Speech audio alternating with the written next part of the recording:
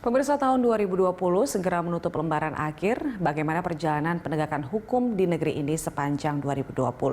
Banyak yang menyebut tahun ini sebagai tahun syarat dengan kasus korupsi di tengah pandemi COVID-19. Puncaknya, 2 Menteri Jokowi terjaring operasi tangkap tangan KPK. Sepanjang tahun 2020, meskipun di tengah pandemi COVID-19, KPK masih terus bekerja menindak para pelaku tindak pidana korupsi. Cukup banyak nama pejabat yang terlibat, namun yang menghebohkan publik adalah 2 menteri yang diamankan melalui operasi tangkap tangan KPK.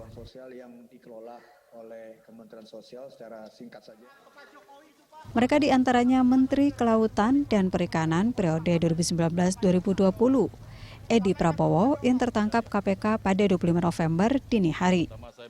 Penangkapan ini terkait dugaan korupsi ekspor benih lobster atau Benur. Edi Prabowo ditangkap KPK di Bandara Soekarno-Hatta sepulangnya dari lawatan ke Amerika Serikat.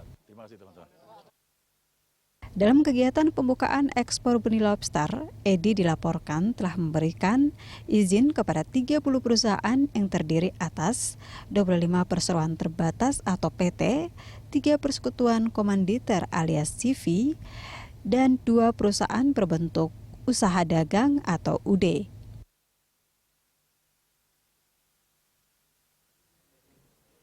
Selanjutnya, Wali Kota Cimahi Ajay Muhammad Priyatna.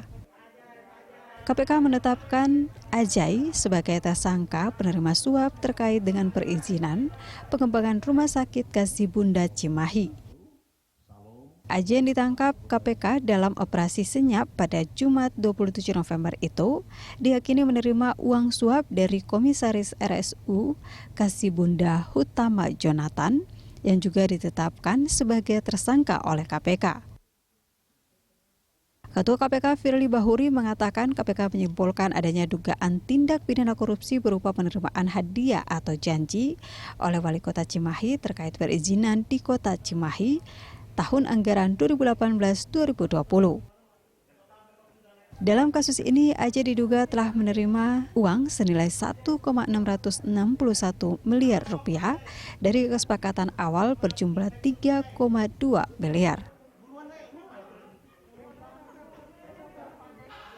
Dan yang baru saja terungkap yakni Menteri Sosial periode 2019-2020 yang ditangkap KPK terkait dana bantuan sosial atau Bansos COVID-19. KPK menetapkan Juliari Batubara sebagai tersangka kasus suap terkait pengadaan bantuan sosial COVID-19 untuk daerah Jabodetabek. Juliari menyerahkan diri ke KPK pada Minggu 6 Desember dini hari. Saat tiba di KPK, politisi PDI Perjuangan itu langsung dikawal pegawai KPK untuk menjalani pemeriksaan di lantai 2.